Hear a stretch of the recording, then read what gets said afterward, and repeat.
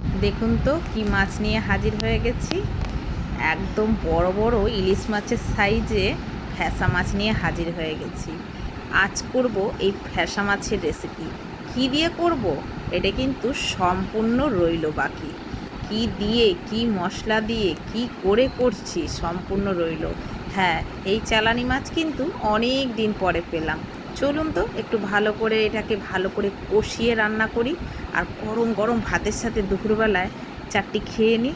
চলুন রেসিপিটা দেখুন কেমন লাগে। আর রইল ভিডিওটা। নমস্কার বন্ধুরা, শুভ দুপুর। আমি সুধা, আপনারা দেখছেন সুধার রান্নাঘর। তো আবারও চলে আসলাম ধামাকাদার একটি মাছের রেসিপি নিয়ে। তো আজকে এই ওয়েদারে কিন্তু এই মাছটা দারুণ লাগে খেতে, তাই না? তো চলুন কী করে কীভাবে রান্না করি রেসিপিটা দেখে নিন। কেমন লাগে অবশ্যই কমেন্টে জানাবেন। আমার চ্যানেলে যদি নতুন হয়ে থাকেন চ্যানেলগুলো সাবস্ক্রাইবার করবেন। যারা ইউটিউব থেকে দেখছেন চ্যানেলটি সাবস্ক্রাইব করবেন, যারা ফেসবুক থেকে দেখছেন পেজটিকে ফলো করে পাশে থাকবেন। চলুন শুরু করা যাক।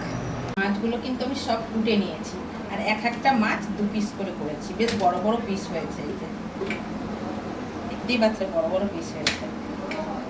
আর ভোলা মাছটা গোটা রেখে দিয়েছি। ভোলা মাছে কিন্তু কাটা নেই অত, এই মাছটা একটু কাটা আছে, কিন্তু এটা খেতে খুব সুন্দর লাগে। হলুদ দিয়ে নুন দিয়ে মাছগুলো ভালো করে মেখে নেব।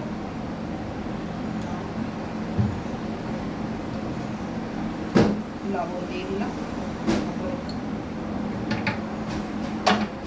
ভালো করে এগুলো একটু মেখে নেব। খেতে এত সুন্দর লাগে না, আরে বেগুন দিয়ে সর্ষে বাটা দিয়ে বেশ মাখা মাখা করে রান্না করলে খুব ভালো লাগে। আর এখন তো বর্ষাকাল, চালানি মাছটাও খুব একটা কিন্তু পাওয়া যায় না, যেহেতু সমুদ্রে মাছ ধরতে দেয় না, যার জন্য চালানি মাছটা খুব একটা পাওয়া যায় না। এটা অনেকদিন পর পেলাম। চুনো মাছটাই বেশি পাওয়া যায়, যেহেতু এখন নালা নর্দমা চারোদিকে হচ্ছে জলে ভর্তি হয়ে গেছে পুকুর ঘাট, তো চুনো মাছটাই বেশি পাওয়া যায়। চলো, হয়ে গেছে। তেল কিন্তু আমার গরম হয়ে গেছে, মাছগুলো দিয়ে দেব। আমি মাছগুলো খুন্তিতে করে দেব।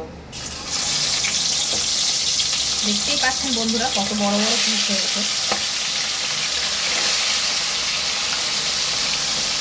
কত বড় বড় পিস হয়েছে। তিনটাই ভাজবো এখন, না হলে ভেঙে যাবে।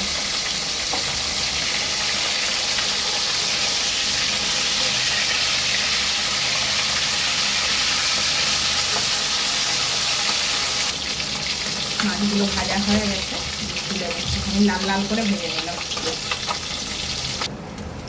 এই তেলের মধ্যে আবার সব মাছগুলো দেখতে দেখতে আমার ভাজা হয়ে গেল।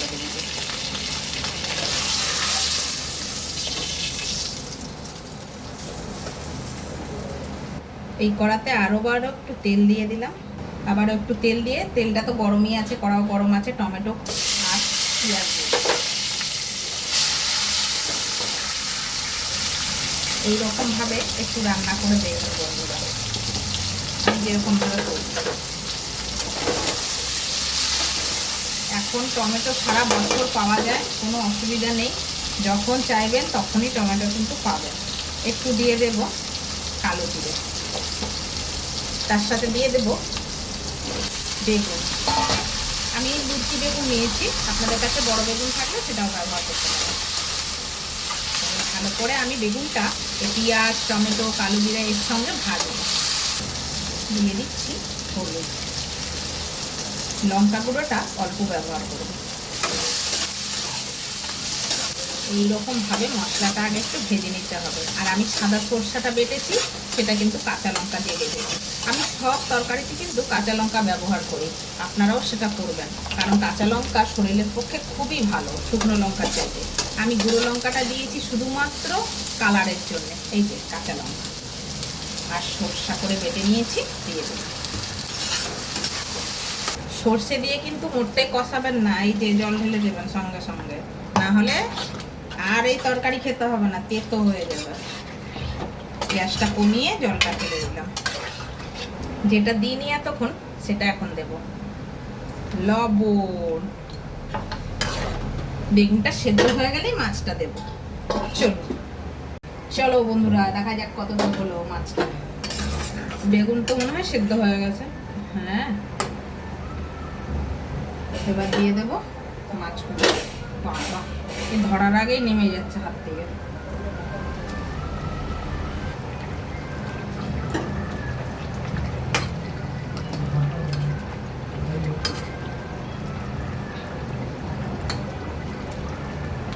ফুটিয়ে নেব।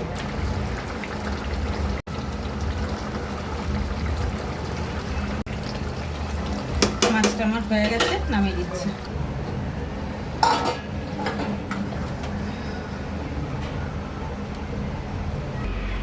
রেসিপিটা তো দেখলেন, লুকটা দেখুন তো কেমন হচ্ছে অবশ্যই কিন্তু কমেন্ট করে জানাবেন। আজকের মতন বিদায় নিয়ে নিচ্ছি বন্ধুরা, ভালো থাকবেন, সুস্থ থাকবেন, দেখা হচ্ছে পরের ভিডিওর সাথে। Bye bye.